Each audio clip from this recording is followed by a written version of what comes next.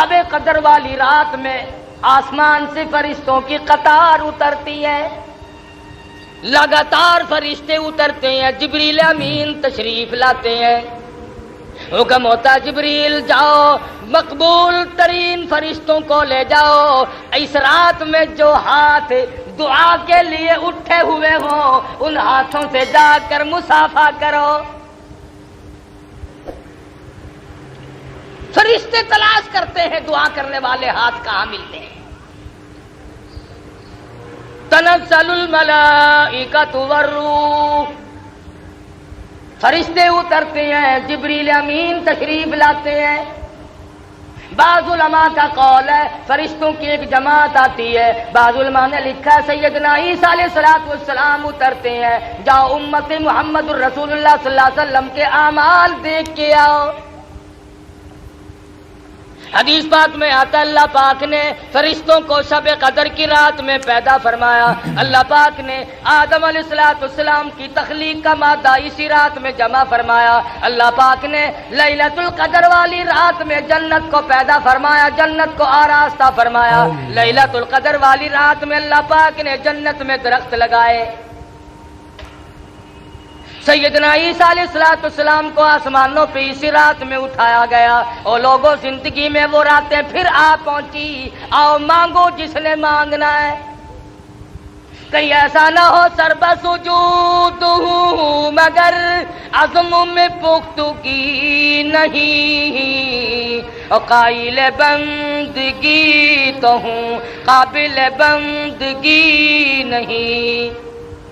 میں تو ہر وقت سجدہ ریزی کرتا ہوں پر کیا معلوم تیرے یہاں قبول بھی ہے کہ نہیں۔ شرف قبولیت عطا فرمائے یہ اس کی کریمی کے سہارا اور کریمی کے صدقے پہ منحصر ہے، کوئی زبردستی نہیں کر سکتا۔ بات ہے دل میں خوف بسانے کی۔ آخر وہ لوگ بھی تو اس دنیا میں گزر کر کے چلے گئے جنہوں نے ساری رات متھا مارا، ساری رات شب بیداری کی، ساری رات میں ایک منٹ بھی سو کے نہیں دیکھا۔ انہی لوگوں کے بارے میں قرآن کہتا ہے امن هو قانت آناء اللیل ساجدا وقائما یحذر الآخرۃ ویرجو رحمت ربی۔ فرمایا کمال ہے سر تیرا سجدے میں ہو، آسمان سے آواز آئے اور سجدہ کرنے والے مانگ کیا مانگتا ہے، لطف آ جائے، مزہ آ جاتا ہے، ایسا سجدہ کر جیسا سجدہ محمد مدنی صلی اللہ علیہ وسلم نے کیا، رو رو کے ساری رات سجدے میں گزار دی، بیت گئی رات۔ اور اسی لیے کہتا ہے کہ ہر آدمی پچھلی رات کی عبادت کو بڑا خاص دخل ہے۔ آدمی کی زبان ہو، خدا کا قرآن ہو، دل میں اللہ میاں کا دیا ہوا سوز و گداز ہو، خدا کی قسم تلاوت کرے، یوں معلوم ہوتا ہے کہ آسمانوں کے اوپر اڑ رہا۔ بات ہے دل میں خوف بسانے کی۔ یہ دن پھر شاید کس کو آئیں گے، آؤ اپنے گناہوں کی معافی مانگو۔ 11 مہینے جو گناہوں کے پہاڑ لگا دیے، دریا بہا دیے، زمین و آسمان کا خلا پر کر دیا، آج آنسو بہا کر اللہ کے حضور میں معافی مانگنے کا وقت آ گیا۔ ہم اپنی غلطی ماننے کو تیار نہیں۔ اگر کسی کو یوں کہہ دیں آپ کے روزہ نہیں رکھا، وہ بدماش آگے سے اکڑتا ہے، بکواس کرتا ہے۔ اسلام میں حکومت ہو، بکنے والے کا قتل کرنے کا حکم ہے، بادشاہ قتل کرے، کہ وہ شاعر اسلام کو بھونکتا کیوں ہے؟ مگر آپ گریز کریں، ایسے آدمی سے بات نہ کریں جو دین کی پرواہ نہ کرتا ہو۔ نام کے مسلمان بنے پھرتے ہو، کام کے مسلمان قبروں میں چلے گئے۔ آج تمہیں محمد مصطفیٰ صلی اللہ علیہ وسلم کی شکل سے پیار نہیں، صورت سے انس نہیں، فلمی ایکٹروں فلمی ایکٹریسوں کی صورتوں کو تلاش کرتے ہو، بال ان کے ساتھ ملاتے ہو، شکل ملاتے ہو، کپڑے ملاتے ہو. تم نے کبھی یہ بھی سوچا کہ قیامت کے دن میں شہنشاہ کائنات کے دربار میں یہ منہ لے کر کیسے جاؤں گا؟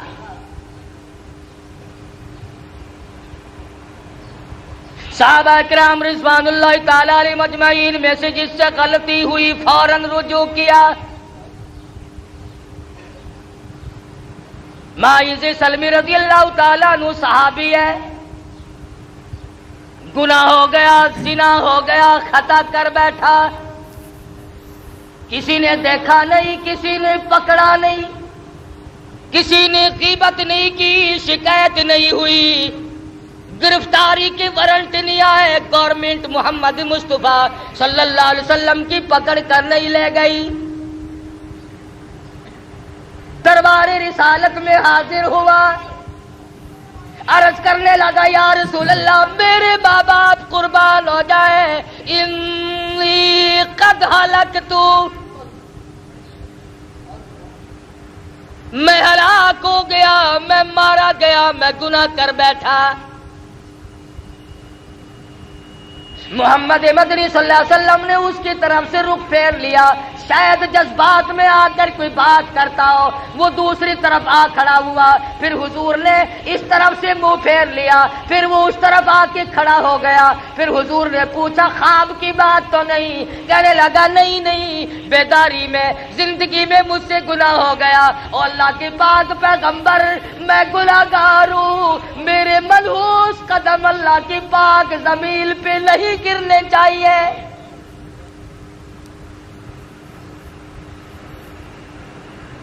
دربار رسالت میں کھڑا ہو کر اقرار کرتا ہے، اعتراف کرتا ہے اور کہتا ہے میں گناہگار ہوں، میں گناہ کر بیٹھا. یہ میری نگاہ اس جہان پہ نہیں پڑنی چاہیے، یہ میرے پیر اس زمین پہ نہیں پڑنے چاہیے، اس میرے پیٹ کو کوئی حق نہیں اس دنیا میں رہ کر کے غذا کھائے. صحابی رو رہا ہے. حضور اکرم صلی اللہ علیہ وسلم نے ارشاد فرمایا کہ اسے لے جاؤ مدینے سے باہر. کون سا مدینہ؟ خدا کی قسم جہاں کی ہوا نرالی ہے، جہاں کی شان نرالی ہے، عظمتیں نرالی ہیں، کیا کہنا اس مدینہ کا جہاں آقا دو عالم کا بسیرا ہو صلی اللہ علیہ وسلم. وہاں کی ہر چیز نرالی، عظمتوں سے بھرپور، جہاں پر آج تک اس گئے گزرے دور میں، اس گئے گزرے وقت میں اب تک یہ حالات ہے.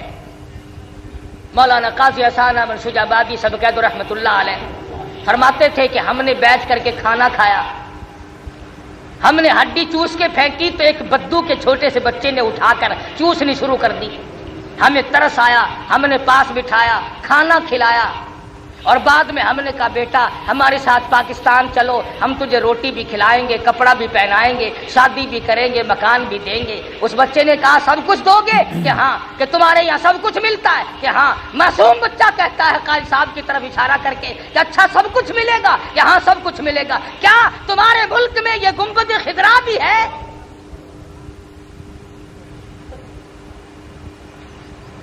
محمد مصطفیٰ صلی اللہ علیہ وسلم کا روضہ اقدس بھی ہے. قاضی صاحب مرحوم کی چیخ نکل گئی. فرمایا بیٹا اور سب کچھ ہے یہ نہیں. کہنے لگا مولانا لوگوں کی ہڈیاں چوسنا منظور ہے، تمہارے پھینکے ہوئے ٹکڑے کھا کے وقت گزارنا منظور ہے، پر مدینے کی گلیوں سے بے وفائی نہیں کرنی. اللہ. آج لوگ مدینے والی سرکار سے غداری کر رہے ہیں، مدینے والے کے دین سے بے وفائی کر رہے ہیں، مدینے والے کے لائے ہوئے قرآن کے ساتھ بے ایمانی کر رہے ہیں. وہ تو مدینے کی گلیوں سے بے وفائی نہیں کرنا چاہتے ہیں. یہ کئی حج کر رکھے ہیں حاجیوں نے، ان سے پوچھو کہ مدینہ منورہ میں کئی مہینے بھی ٹھہرے ہیں، انہوں نے کبھی مدینے پاک میں کبھی کسی کتے کو بھونکتے بھی سنا ہے؟ کبھی اور مسلمانوں پاکستان کے باشندوں ذرا شرم کرو، ڈوب کے مر جاؤ۔ مدینے کا کتا شرم کرتا ہے، مدینے کا کتا حیا کرتا ہے، گنبد خضرا صلی اللہ علیہ وسلم کا ادب اور احترام کرتا ہے، وہ نہیں بھونکتا۔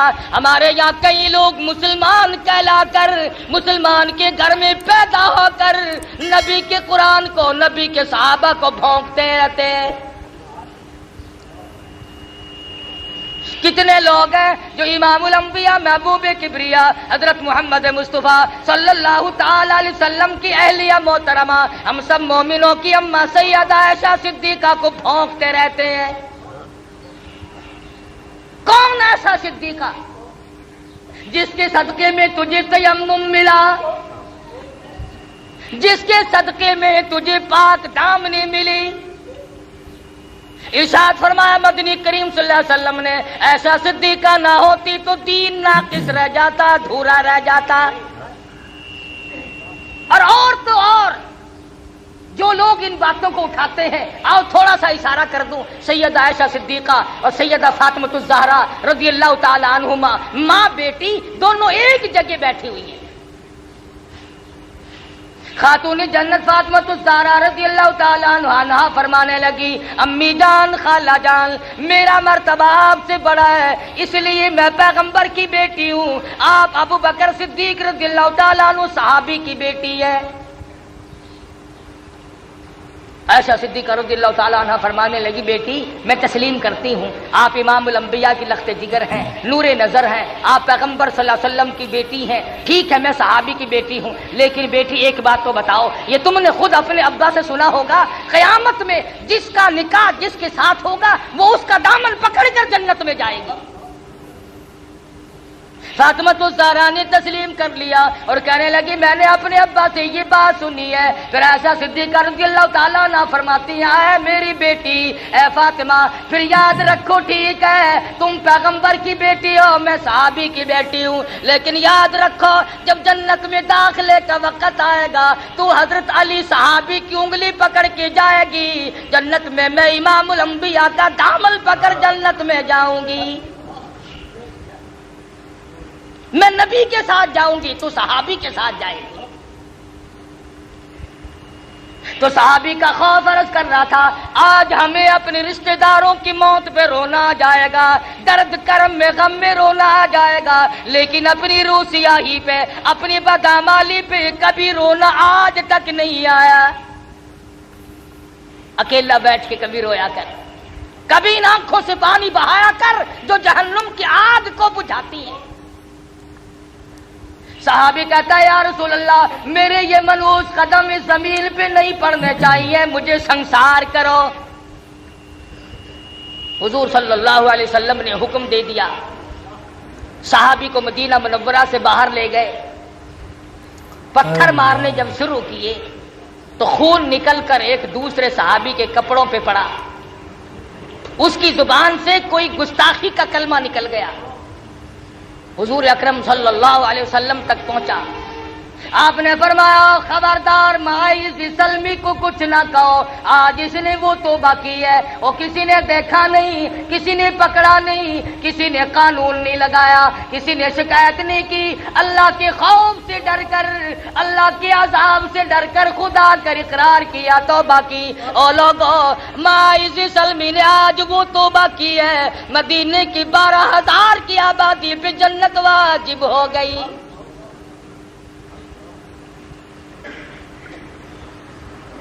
ہمارا یہ خیال ہے کہ گناہ جو پرانا ہو جاتا ہے نا وہ خود بخود معاف ہو جاتا ہے۔ دل آدمی کا کہتا ہے، او جی وہ جوانی کے وقت کی بات ہے، چھوڑو اب کیا یاد کرنا ہے اس کا، بچپن تھا گزر گیا، نئی عمر تھی گزر گئی۔ نہیں، اللہ کے بینک میں موجود ہے، یاد رکھ، قبر میں جائے گا ایک ایک ذرہ کھڑا ہوا پائے گا۔ ایک عورت مدنی کریم صلی اللہ علیہ وسلم کے دربار میں آتی ہے، آپ کیا عرض کرتی ہے، یا رسول اللہ، انی قد ہلکت، طہرنی طہرنی، مجھے پاک کر دو، مجھے پاک کر دو، انی قد ہلکت، میں ہلاک ہو گئی، میں ماری گئی، میں برباد ہو گئی، میرا کچھ نہ رہا۔ حضور اکرم صلی اللہ علیہ وسلم کے پوچھنے پر پتہ چلا زنا کا گناہ ہو گیا. کوئی پکڑ کے نہیں لایا, کسی نے شکایت نہیں کی, کسی نے خبردار نہیں کیا کہ آؤ اللہ سے ڈر کر, قیامت کا خوف کھا کر, قبر کے عذاب کو مد نظر رکھتے ہوئے اس دنیا میں آئے. اس کے سامنے یہ آیت موجود تھی, وَامْتَازُوا الْيَوْمَ أَيُّهَا الْمُجْرِمُونَ, اور مجرموں میرے نیک بندوں سے الگ ہو جاؤ. لِيَمِيزَ اللَّهُ الْخَبِيثَ مِنَ الطَّيِّبِ, میرے نیک بندوں سے الگ ہو جاؤ, اور زانیوں الگ ہو جاؤ, اور بدماشوں الگ ہو جاؤ, اور چوری کرنے والوں الگ ہو جاؤ, اور ملاوٹ کر کے لوگوں کی جیبیں کاٹنے والے الگ ہو جاؤ, اور رشوت کھانے والے الگ ہو جاؤ, اور حرام کھانے والے الگ ہو جاؤ, اور سود کھانے والے الگ ہو جاؤ. وَامْتَازُوا الْيَوْمَ أَيُّهَا الْمُجْرِمُونَ, الگ آواز آئے گی, الگ ہو جاؤ میرے نیک بندوں کے پاس کھڑا ہونے کی تمہیں کوئی اجازت نہیں ہے, تم یہاں کیوں کھڑے ہو. اور ایک اور بات آپ کو سمجھا دوں, اس وقت کا کیا کہنا جب پوتا دادا کے کھڑے کھلتے ہوئے عیب دیکھے گا. اس وقت کیا بنے گی جب دادی کا دفتر کھل رہا ہوگا, پوتی سامنے کھڑی ہوگی. اس وقت کیا بنے گی جب نانی کا نام اعمال کھل رہا ہوگا, نواسی سامنے کھڑی ہوگی, ماں کا حال سامنے کھل رہا ہوگا, بیٹی سامنے کھڑی ہوگی. اس وقت کیا حال بنے گا.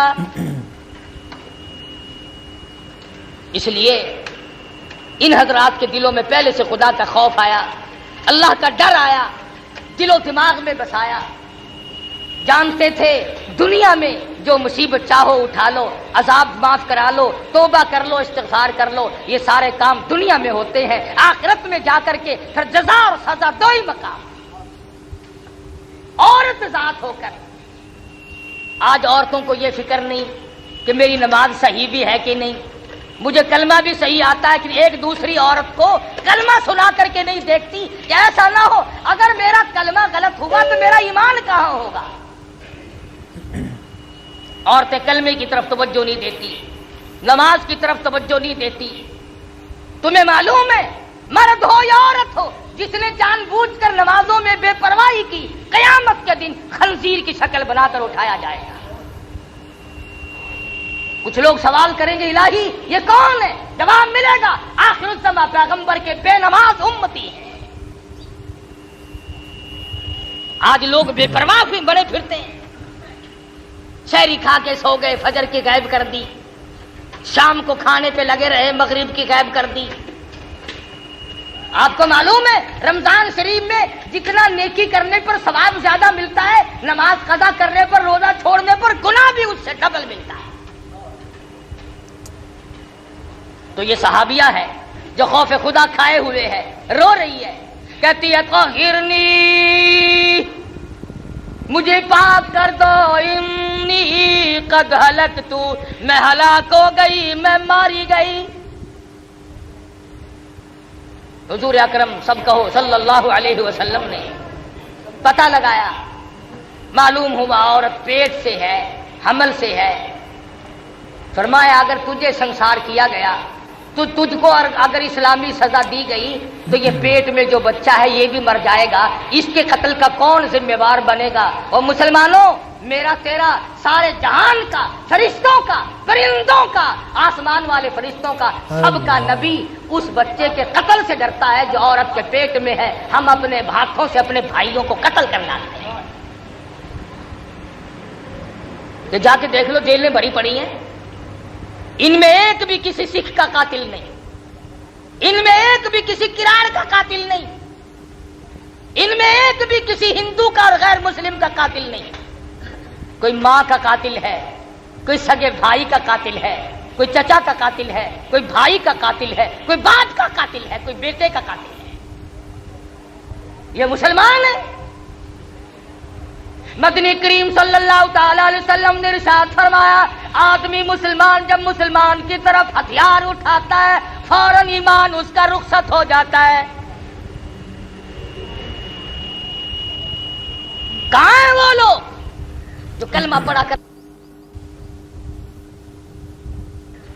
پڑھا کرتے تھے، جو پرواہ کیا کرتے تھے؟ اب یہ عورت ہے رو رہی دربار رسالت میں، اور سرکار دو جہاں حضرت محمد الرسول اللہ صلی اللہ علیہ وسلم اس بچے کے قتل سے ڈرتے ہیں جو بچہ پیٹ میں ہے۔ کئی دائیاں کاروبار بنا کے بیٹھ جاتی ہیں کہ چلو پیسے ڈبل ملیں گے، ہم ناجائز حمل نکالتے رہیں تو کیا حرج ہے؟ خدا کی قسم جتنے اسقاط کرو گے اتنے قتل نام اعمال میں لکھے جائیں گے۔ جو ڈاکٹر ایسا کرتا ہے، جو لیڈی ڈاکٹر ایسا کرتی ہے، وہ قاتل ہے، عوام کا، قوم کا، اسلام کا، ایمان کا، وہ قاتل ہے۔ مدنی کریم صلی اللہ علیہ وسلم نے فرمایا مائی ہم سزا تو فوراً دے دیتے ہیں، مگر یہ جو پیٹ میں بچہ ہے اس کے قتل کا میں ذمہ وار نہیں بن سکتا۔ صحابی کہتا ہے حضور کا رنگ پیلا پڑ گیا، ڈر گئے، خوف کھا گئے، میں حمل والے بچے کو بھی قتل نہیں کر سکتا۔ جاؤ، جب یہ بچہ پیدا ہو جائے گا پھر آنا، پھر تمہیں سزا دی جائے گی اسلام کے مطابق۔ چنانچہ عورت گئی، مدت مقررہ وقت پر جب بچہ پیدا ہو گیا جھولی میں پھر بھی کی کوئی دائی مقرر نہیں کی کہ پکڑ کے لانا جب بچہ پیدا ہو جائے، خود بخود جھولی میں اپنے بچے کو اٹھا کر دربار رسالت میں آ گئی، عرض کرنے لگی یا رسول اللہ طہرنی، اب میری زندگی تلخ ہو گئی ہے، اب یہ میرے ملوث قدم اس زمین پہ نہیں پڑنے چاہیے، خدا کے لیے مجھے سزا دو، خداوند کریم کے دربار کی سزا سے مجھے بچا دو، انی قد ہلکت۔ فرمایا اسے کون دودھ پلائے گا؟ تو اسے لے جا، جب یہ روٹی کھانے لگے گا جب تجھے سزا دے۔ اب بھی کوئی آدمی مقرر نہیں کیا، کوئی محکمہ مقرر نہیں کیا کہ جب بچہ روٹی کھانے لگے تو پکڑ کے لانا۔ 6 مہینے کے بعد بچے کے ہاتھ میں روٹی کا ٹکڑا دیتی ہے، پیدل چلاتی ہے، انگلی پکڑ کر دربار رسالت حضرت محمد الرسول اللہ صلی اللہ علیہ وسلم میں حاضر ہوتی ہے اور کہتی یا رسول اللہ آج واپس نہیں جاؤں، اب مجھے اپنی زندگی اچھی نہیں لگتی، گناہگار آدمی کے قدم اس زمین پہ نہیں پڑنے چاہیے، سیاکاروں گناہگاروں مجھ پر اسلام کی حد جاری کرو، مجھ پر اسلام کا قانون نافذ کرو، یہ بچہ دیکھ لو آپ کے سامنے روٹی کھانے لگ گیا ہے۔ حد جاری کی گئی، تو بھی اپنے کبھی گناہوں کو یاد کر کے کم سے کم، اب تجھے مارنے والا تو کوئی نہیں، نہ اسلام کی حکومت ہے، نہ تجھ پر سزا جاری ہو سکتی ہے۔ 33 برس ہو گئے ٹھگی مارتے مارتے، خدا جانے کتنے آئے اور کتنے چلے گئے، اور نہ معلوم اب بھی اور کتنے جائیں گے کتنے آئیں گے۔ تسلی ہو گئی قرآن خدا کا نہیں آتا، اب تسلی ہوگی، 33 سال کے بعد اطمینان ہو گیا، یقین ہو گیا کہ اب یہود کا قانون آئے گا، انگریز کا قانون آئے گا، امریکہ کا قانون آئے گا، چائنا کا قانون آئے گا، محمد مصطفیٰ صلی اللہ علیہ وسلم کا قانون نہیں آئے گا۔ اس لیے اگر سرکار مدینہ کا قانون آتا ہے تو افسر پہلے زد میں آتا ہے، قانون نافذ کرنے والی جو مشینری ہے وہ پہلے بیچ میں آتی ہے۔ اسلام آباد سے لے کر کے پوری دنیا کے دیہاتوں تک اگر یہ مشینری ٹھیک ہو جائے نا، اس ملک کا اگر افسر جانبدار ہو جائے اور اس کے دل میں خدا کا خوف آ جائے اور وہ قیامت سے ڈر جائے اور وہ اپنی قبر سے ڈر جائے، خدا کی قسم ہمارا پاکستان جنت کا نقشہ بن سکتا ہے۔ بات صرف یوں بگڑی کہ ہم اپنے آپ کو بدلنے کے لیے تیار نہیں، ہم مسلمان بن کے مرنے کے لیے تیار نہیں۔ صحابہ اکرام رضوان اللہ تعالی علیہ مجمعین کے یہاں دین اتنا سستا نہیں تھا جتنا ہمارے یہاں ہے، انہوں نے بہت کچھ خرچ کر کے دین کو حاصل کیا تھا، ان کا قرآن اور ایمان پر بڑا خرچ ہوا تھا، ان کی زندگیاں گزری۔ صحابہ کرام مرد تو مرد رہے، عورتوں نے کمال کر دیا، رمضان کے روزے رکھتی تھی، محنت مزدوری بھی کرتی تھی۔ اندازہ لگاؤ حضور کی سگی سالی ہے، اسماء بنت ابو بکر رضی اللہ تعالی عنہ ہے، حضرت زبیر کی اہلیہ عبداللہ بن زبیر کی امی جان ہے۔ غربت اتنی ہے سارا دن کھجوروں کی گٹھلیاں اکٹھی کرتی ہے، تلاش کرتی ہے، شام کو ہاون دستے میں کوٹ کر پانی میں گول کر پی جاتی ہے، رات کو مصلی پہ کھڑی ہو کر ساری رات خدا کا قرآن پڑھتی ہے۔ کہاں ہیں آج ایسے لوگ؟ امام شافعی سبقت رحمت اللہ علیہ اپنی بیٹی کو فرمانے لگے، بیٹی او میری دھی، تیری نظر خراب ہو گئی، تیری آنکھیں چندیا گئیں، کچھ دیر سویا کر، آرام کر لیا کر، تو جاگتی رہتی ہے۔ رو کے عرض کرنے لگی، میرے ابا جان کیا بتاؤں، نیند آتی ہے، بستر پہ لیٹ جاتی ہوں، آنکھ لگنے کو ہوتی ہے، اچانک میرے دل میں یہ خیال آ جاتا ہے، شافی کی بیٹی تم نے بستر سنبھال لیا، صبح تیری نامعلوم زمین کے اوپر ہوگی یا لاکھوں من مٹی کے نیچے ہوگی، کیا معلوم کل قبر میں صبح ہوگی یہ دنیا میں صبح ہوگی۔ فرماتی ہیں جب یہ خیال آتا ہے پھر اٹھتی ہوں، مصلی پہ کھڑی ہو کر خدا کا قرآن پڑھتی ہوں۔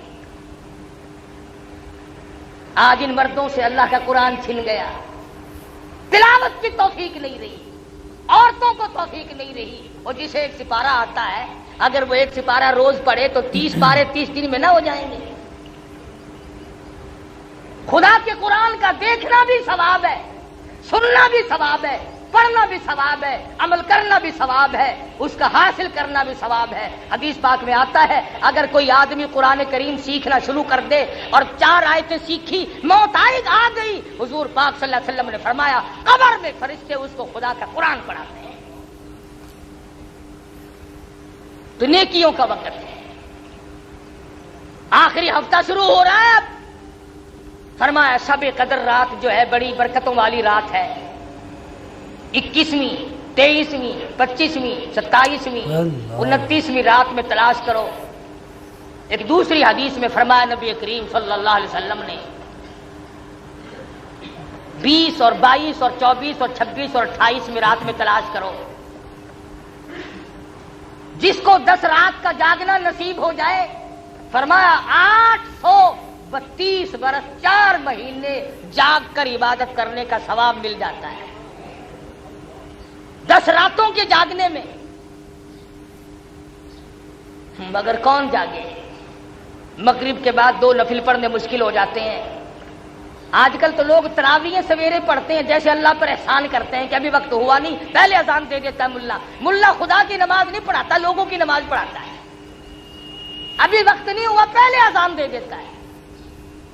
اور پھر جتنے لوگ کہتے ہیں آج تو کچھ ڈھیلا چلا ہمارا مولوی صاحب، ان لوگ اچھا کل دیکھنا پھر تیز گام بن جاؤں گا، لوگوں کی نماز پڑھاتا ہے۔ سجدہ صحیح کر، رکوع صحیح کر، اتحیات میں درود شریف صحیح پڑھ، دعا پڑھ، بیچ میں 4 رکعات کے بعد دعائیہ کلمات پڑھ۔ شاید یہ آخری رمضان ہو، چکر بازی نہ کر، پھر معلوم نہیں کس کو ملے گا اور کس کو نہیں۔ سحری کے وقت میں جب اٹھتے ہو 2 4 6 8 رکعتیں اگر تھوڑا سا نکال کر وقت پڑھ لو، کتنا بڑا اجر ہے۔ فرمایا وہ تاریکی وہ تنہائی، وہ تاریکی وہ تنہائی، وہ پچھلی رات کا عالم، وہ تاریکی وہ تنہائی، وہ پچھلی رات کا عالم، نہ جانے پھر صدائی کہاں سے میرے کھوئے ہوئے دل کی ادائے رس۔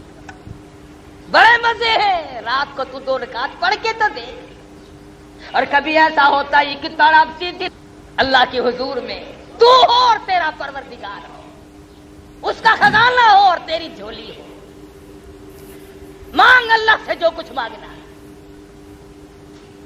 کہتے تو ہو، عورتوں نے آج بھی بے شمار نے کہا، مرد بھی کہتے ہیں دعاؤں کے لیے اللہ تعالیٰ رمضان قرآن کے صدقے میں سب کی تمناؤں کو پورا فرما دے. مگر یہ بتاؤ جو رو کر طلبگار مانگے گا وہ دوسرا کہاں مانگ سکتا ہے؟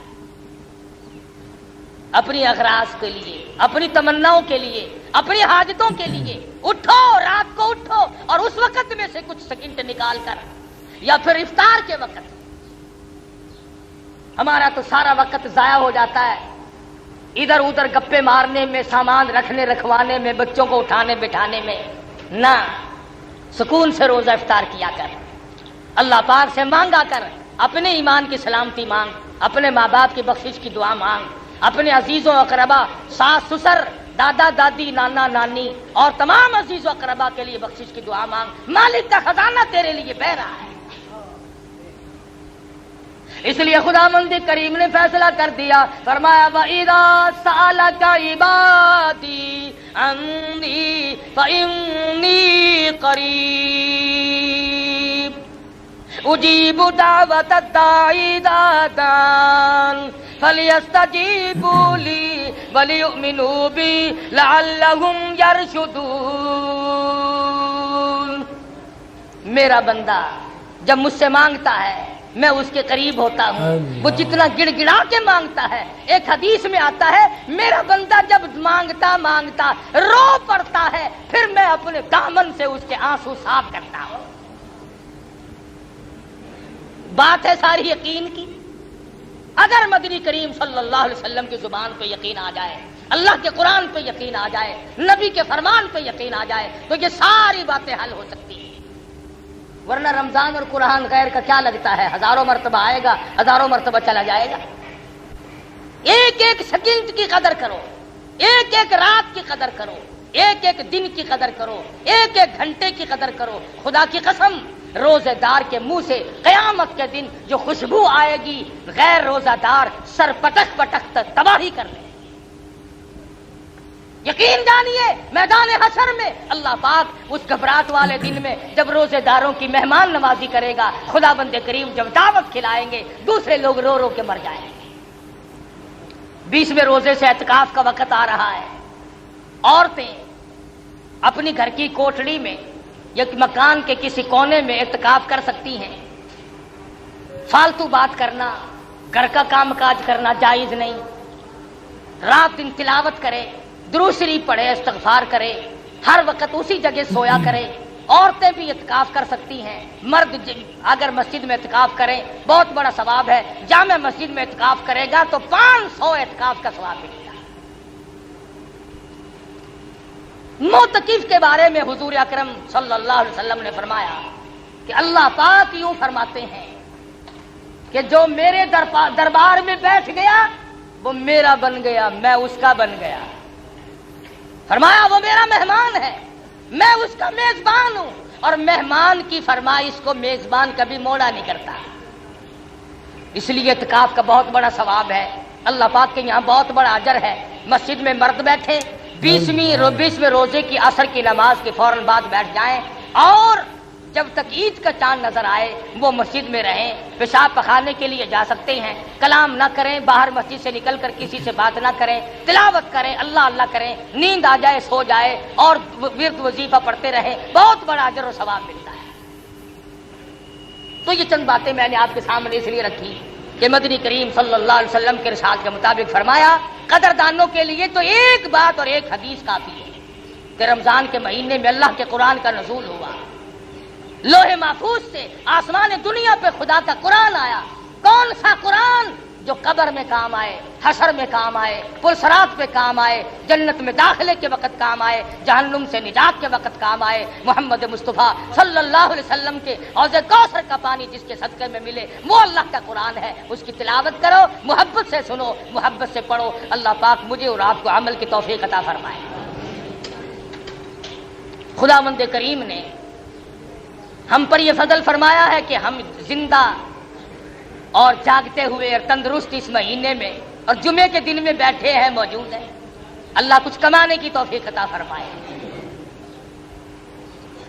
آپ لوگ اگر اس جمعے میں رمضان کے مہینے میں یہ اپنے دل کے اندر توبہ کر لیں کہ میں اپنی نماز کبھی قضا نہیں کروں گا، بہت ممکن ہے رمضان قرآن کے صدقے میں اللہ تجھے توبہ کی پکی کرنے کی توفیق عطا فرما دے۔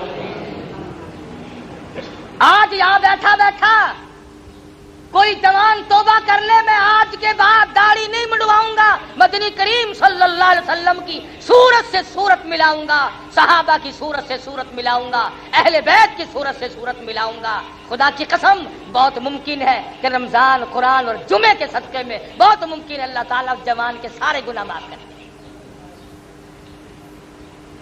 انسان ہے، خطا کا پتلا ہے، مگر اللہ پاک نے توبہ کا دروازہ بھی تو کھول دیا۔ کبھی رمضان لے آئے، کبھی شب قدر لے آئے، کبھی لیلۃ القدر کی رات عطا فرما دی، کبھی فرمایا آ جا تو 1 روپیہ صدقہ کر میں تیرے نام اعمال میں 70 لکھوں گا، کبھی فرمایا آ جا تو 1 روپیہ رمضان میں زکات کا ادا کر میں تیرے نام اعمال میں 700 لکھوں گا۔ کبھی کسی طرح سے بڑھا رہے ہیں، کبھی کسی طرح سے بڑھا رہے ہیں، اس کا کام بڑھانا ہو گیا۔ ہم خطا وار ہیں، ہمیں اللہ پاک سے ہر وقت مانگنا چاہیے۔ اللہ پاک مجھے اور آپ کو عمل کی توفیق عطا فرمائے۔